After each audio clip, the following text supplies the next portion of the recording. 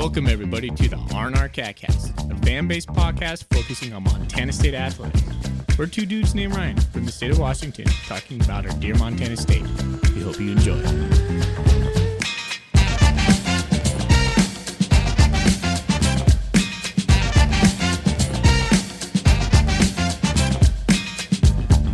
All right, welcome back, Bobcat fans. It's Cat Grizz Week. We're here for an instant reaction covering the beatdown against Eastern Eagles. That feels good to say that.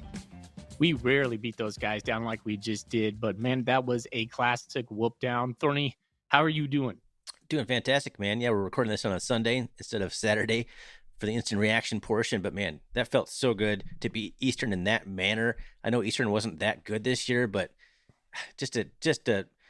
the importance of this game heading into next week against Cat Grizz, we checked off like every box you'd want to see in this game, so I'm feeling great. Was awesome to go into Cat Grizz with a stellar victory, a 57-14 victory. We'll spend Monday talking a lot about that, but mainly we'll get into the Cat Grizz. But first, we're going to go down the Big Sky, and then we'll get into the good, the okay, and the bad. Let's talk about the game that's first on my docket. Idaho falls to Weber State. Oh, man, did you see this coming? 29-31. I know you were watching it. I wasn't able. I was over watching my son's basketball game. What did you see? I mean, I didn't watch a ton of it, so I actually don't really know the tale of the tape here. I think Idaho had a few turnovers. I was mostly just kind of keeping an eye on the score more than anything. I'd turn it on and I'd see a score, but, you know, Weber's a little bit different team with being the quarterback instead of Weiss or whatever. They made a quarterback change. I think he kind of fits Mickey Mental's scheme a little bit more, and Weber's been playing better. So this was a classic trap game, I think, for Idaho coming off the big win. No, I guess that was 2 weeks ago. But either way, like Idaho had to come out and finish off the season, and then everyone thought that they would, and here they are. Probably took themselves out of the top 4 seed talk with that loss. Yeah, and they can't share any Big Sky title anymore. They're now 7-3 and 5-2 in the Big Sky. So Montana State's going to benefit from those guys losing. We'll see how this shakes out tomorrow morning with the standings, but that was a huge loss and very surprising result right there. Weber State, like you said, Munoz has had kind of an effect on them, and they've been trending more positively. So maybe a surprising result, but not not heartbreaking, I don't think, for Bobcat fans. No. Because that knocked Idaho out of they can no longer be a part of the Big Sky Conference Championship. Yeah. That's going to be decided on Saturday in Missoula. Well, basically, the Cats can win it. Both teams can win it outright. Yeah. That's crazy. When's the last time that happened? I don't know. I don't know. Okay, another game no one paid attention to. Northern Arizona beat Northern Colorado 28-7. Didn't even know that one was going on. Battle of the Northerns. I just feel bad I feel bad for the Bears. Going 0-4 for the season. Well, they got one more game, but they're on 10-7. So just kind of feel for those guys. Yeah, bad football team, but hopefully Ed Lamb can turn them around. It's not good for the league to have a team that is that bad. No. Sac State beat Cal Poly 41-30. This game was close for a while. I thought Cal Poly was going to be, maybe do a surprise there. Sam Heward passed for 483 yards. Are you kidding? 2 touchdowns. He almost passed for 500 yards against Sac State. Wow. I mean, he's got some arm talent. He was not the problem for Cal Poly. But yeah, it was 38-30 in the fourth quarter until Sac State finally kicked a field goal. I mean, that was a ball game down to the end. That's kind of surprising result, and it appears Sac State's pretty much just given up on Bennett.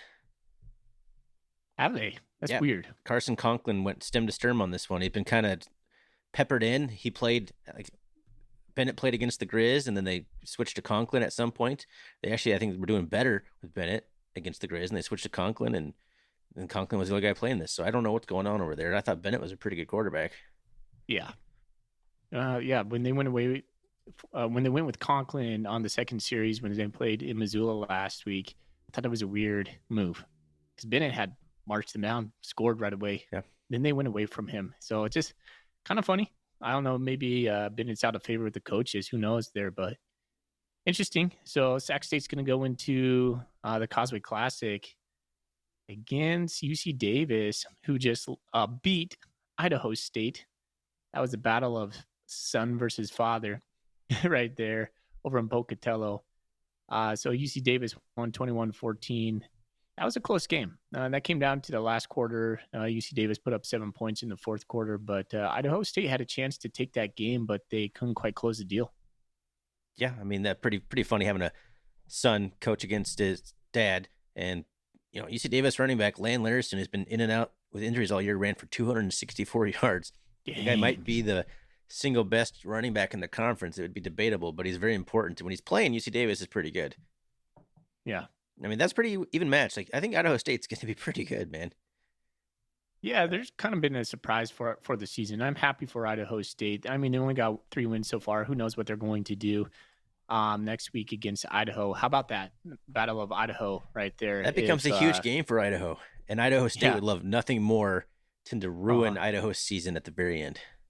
And I think they get to play in the KB Dome, so that's going to be a tough challenge. But both dome teams, so there's something to be said about there. I like Jordan Cook as a quarterback. I think he can sling it. He had almost 300 yards, a touchdown. Idaho State, I think, is going to be a marked team next year with just a coaching change and just being able to build upon the success they had this year. All right, the last game of the night was Montana beat Portland State 34-10 over in Hillsboro. We watched a little bit of that game, actually a lot of bit of that game. I think Clifton McDowell had a pretty nice game for himself. He had about 200. I just clicked off the stats. You got it right there, Thorny. 127 yards through the air, but he also had 72 yards on the ground. Yeah, so pretty balanced by him. I think, like us, they had a pretty balanced passing and rushing attack against Portland State. Portland State looked up and down. I thought they were calling some funky plays. When you have a team like Montana that blitzes so much and they have like guys just shooting in the backfield, you don't run a toss sweep. You want to know why? Because those never work against a blitzing team, Thorny. And they ran a lot of plays like screen passes and toss sweeps, things that were set up behind the sticks that play right into Montana's strength, which is getting into the backfield fast. Yeah. But there's definitely some things that if you watch this game, and Brent Wahlberg posted this on Twitter too, he's like, call me crazy, but I think there's some things from this game that Cat fans or Cat coaches are going to like. I thought Portland State has some success running right up the middle. Yeah. They didn't do it very much. So obviously they only had 93 rushing yards, which was more than the Grizz were giving up. So there is that. So Grizz fans will be quick to point out like, hey, we just shut down the closest rushing team to the Bobcats heavily. And sure, but the Bobcats are going to rush the ball more than that. They're going to do it in a different way. So I think there's some things that the Cats can look at for sure, but pretty dominant performance by the Grizz, man. I got to give them a lot of credit. Since that NAU loss, the Grizz have really turned it around, and they're I think definitely one of the best 5 teams in the country right now. I would agree with that.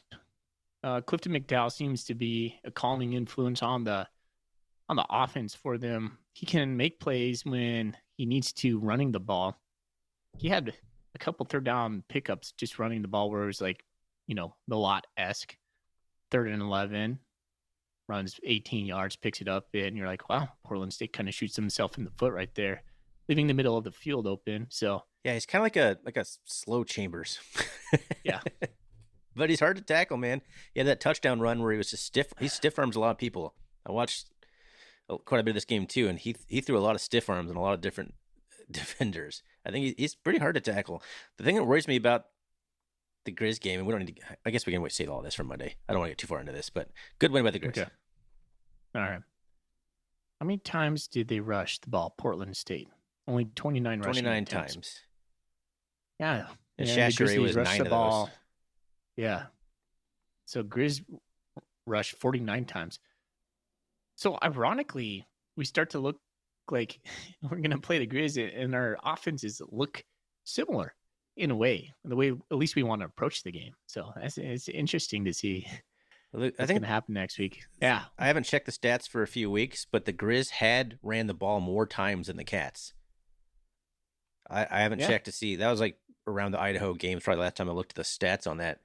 But the Cats have, are almost doubling them up on yards per carry at the time. I think it's gotten better. The Grizz have gotten better and better at running the ball, but it's just crazy. Like, Cats are known for the team running the ball, but the Grizz have actually ran the ball more attempts than I think any other team in the league.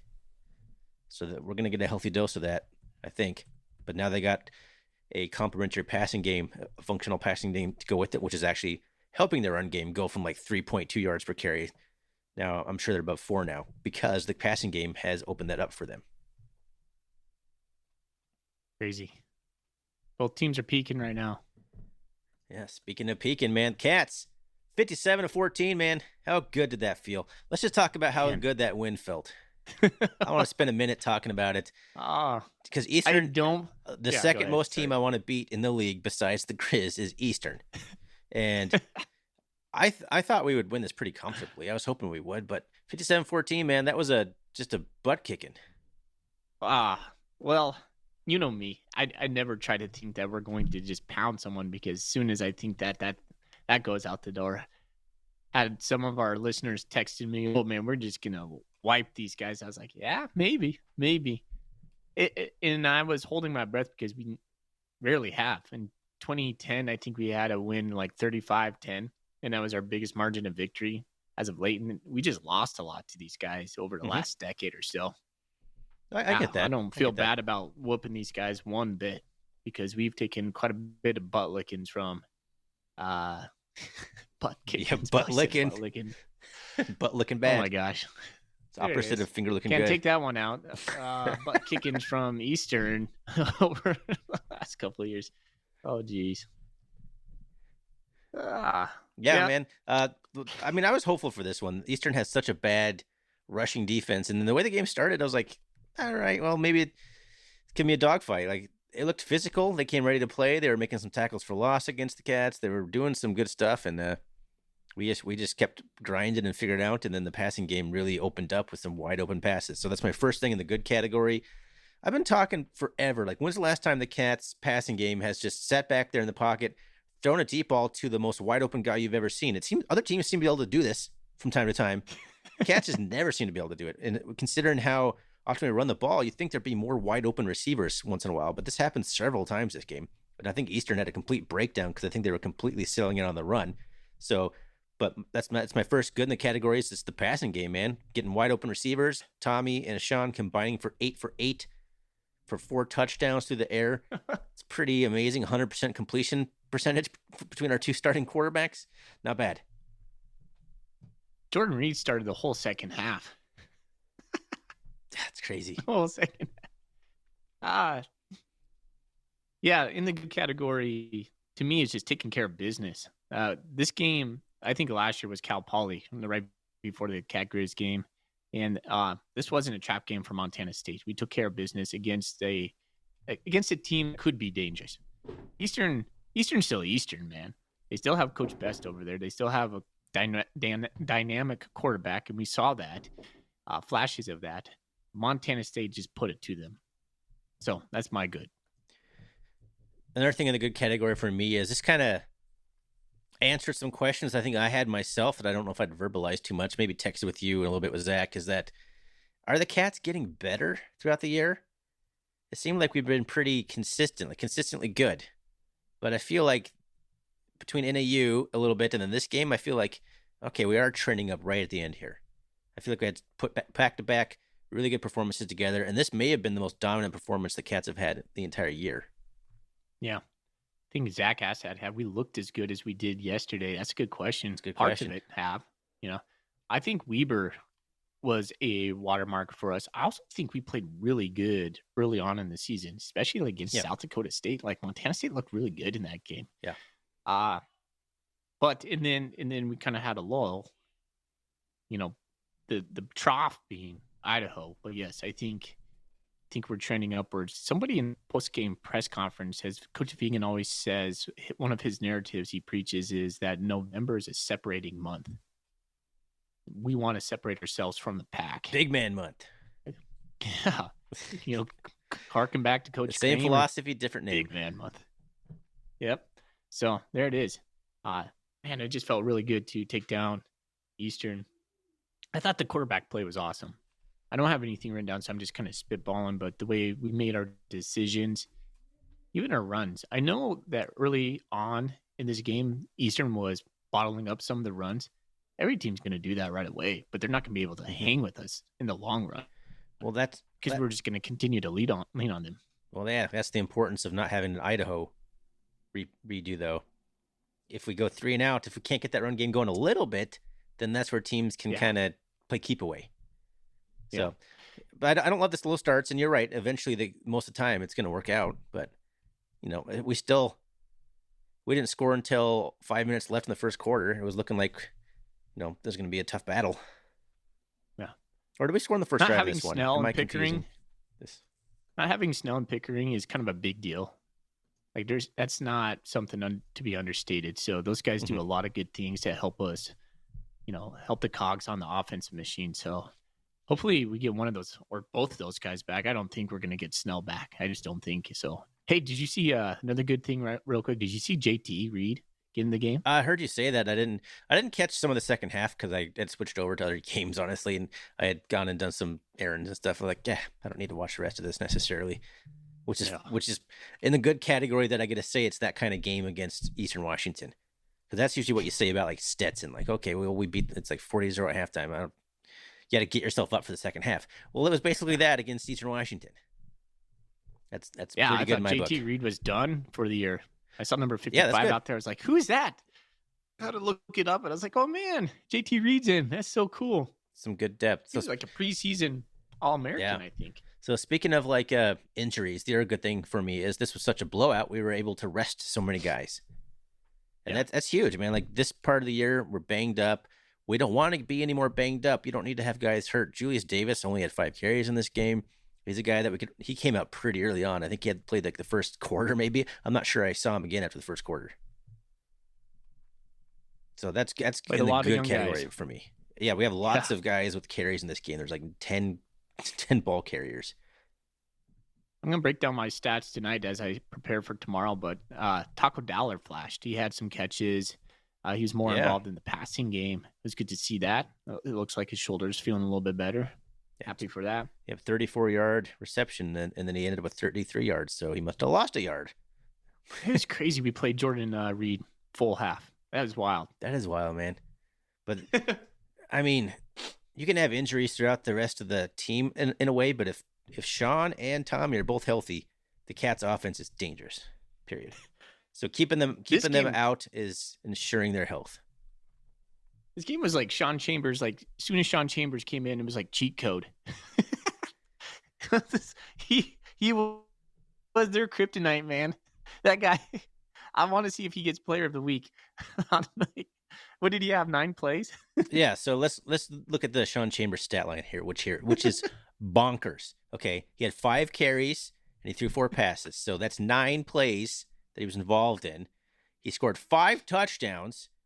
He was 4 for 4 for 119 yards and 3 touchdowns. So he threw 4 passes and 3 of them were touchdowns. And he ran the ball 5 times and 2 of those were touchdowns. It's bonkers. For how little you're in the game to have that big of an impact? Wow. Yeah. I mean, he's just, I don't think I've ever seen anything like that kind of stat line. Oh, man. No, and he had a 2-game run where he was similar to that, where he had like, when he went stem to stern against, I don't remember who it was, but he had like, over 2 weeks, he had like 7 carries and like 6 of them were touchdowns. This isn't the first time he's had this insane stat. It's crazy, man. He's such a weapon. Yeah. It's nice when things are going well, right? Like, and we can have that. My question is, and we're going to get into this. I don't want you to answer this now, but just kind of a teaser. Like, if things start going, like if we get punched in the mouth early on Saturday, what do we do? How do we respond? Who do we turn to? Do we go, let's double down on Chambers. Let's double down on Tommy. I'm wondering about that. So I imagine there's going to be some golden coolie questions about that, and look forward to that conversation. Yeah, that's certainly worth the conversation. Yeah, let's keep this moving. I got a couple more things in the good, then we can move on, because there's not going to be a whole lot not in the good from this game. Defensive touchdown, Zach Cruz, interception. Yes. Pick 6, love it. And then, of course, the fumble that was caused by Simeon Woodard. We flipped him up on his head, and the ball came loose right before he landed on his head. That looked painful. Sorry, Eastern tight end. But then Ben Seymour picks it up and rumbles down the sideline and like stiff arms a guy. I'm like, get in. But they catch him at like the 5-yard line or something. But and then 2 interceptions, man. Like just the turnovers, the defensive touchdown. If the Cats can create 1 to 2 turnovers a game, that gives the offense another possession, man. It's so huge to just swing it one way, one direction. Just one possession. Huge. I gotta talk a little bit about Askelson. Askelson is a baseball player. He misjudged that fly ball. He could have had a second interception. It was a deflection. No, it wasn't a deflection. I think Schmidt hit Visperis' arm and just floated straight up, and he overran it. It was a windy day. Maybe it was that, but I was like, man, you're a baseball player. You should be able to judge that. He was just like, dang it, and didn't get one. Yeah, that was awesome. Also, Zach Cruz, man, how excited are you to see Zach Cruz develop over the next couple of years? That guy's just going to be a tear. Yeah, he's long and lean right now. He's going to put on 25 pounds of muscle and speed. He's going to be sweet off the edge. He's got to keep putting on that muscle, but yeah, the frame is there, the athleticism is there, the long levers, all the stuff you want from like a D end. All right, give me some other stuff. You said you had a couple things. Maybe I rolled them into one there. I thought there was something else I was going to say, but now I got so excited about talking about that. I don't know what the other thing was. So maybe the defense, give props to the defense. They played lights out first half, and then something happened, third quarter. And it was like, bam, bam. Oh, man, Eastern scored. But then they put the clamps down after that. They scored 2 touchdowns. They didn't score after that. So their defense responded. Yep, I mean, they're a good thing, I guess, in the defense is just rotating as many guys as we did. I saw a lot of Blake Heel. I saw a lot of David Alston, and Paul Brott was making plays in the backfield. So we've been talking about, like, why aren't we rotating as much as I think we should be? And maybe we have been. Like, it's, I don't pay attention to every single little thing that happens in a football game. Maybe I'm just not seeing it as much, but good to see some rotation against the defensive line. Sure. All right. Yeah. Anything in the okay? So there's a couple things we can talk about. Decide if we want to put these in the good or the bad. 2 straight touchdown drives given up by the defense right before halftime, which was painful. And then the first drive of the second half for Eastern was also a touchdown, both against the starting defense. And they both looked pretty easy. I think the one in the third quarter was like 3-play drive. Yeah, and that one was head scratching. I was like, what just happened? The one right before halftime, there was some good conversions. That was bad tackling. I guess that's the other point to this is Montana State's open field tackling was really, I don't know. I hope that doesn't show up again in the season ever, because that's not championship level defense right there.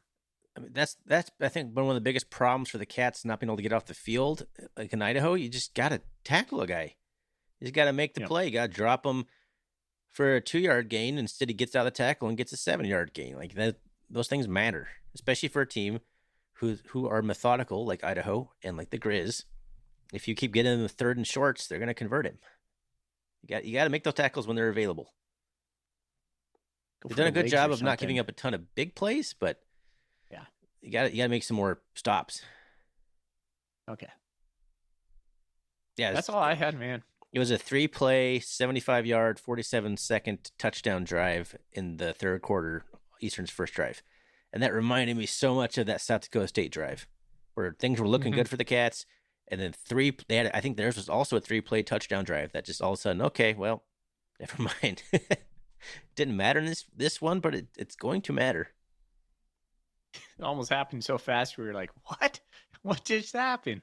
But they weren't able to recapture any of that after that. So, it was on the defense. It was something like the first 5 drives for Eastern Washington, they had like 60, 70 total yards or something. And then the last 3, they had like 200 plus yards. So their next drive was a 9-play, 56-yard drive that ended up in a field goal attempt that they missed. So even the next drive, they still were moving the ball 9 plays. I mean, there was a little stretch there, like you said, the third quarter, but overall, defense played really well and started taking guys out and subbing out and whatnot. And the defense will only get more healthy, I think, if Danny Yu comes back, hopefully for next week, but if not, the playoffs. Polidor will be back at some point. It's promising. This was a very promising game. I think we sewed up a seed with the win. Montana State's now 8-2, and we can win the Big Sky outright if we win over in Missoula this weekend. Cat Grizz Week is going to be huge. Yep, Cat Grizz Week is here. I'm stoked. We'll have some good content for you guys this week. Can't wait. Right on. I think that's good. All right. Well, thanks everyone for listening to the late instant reaction show. Instant in quotes. Sorry about that, but we're here. It's going to be released on Sunday evening. If you can find us on Twitter or our CatCast, you can always find us on Bobcat Nation. All that good stuff. Fully, let's just get out of here, man. Let's go Cats. Go Cats. Go Cats.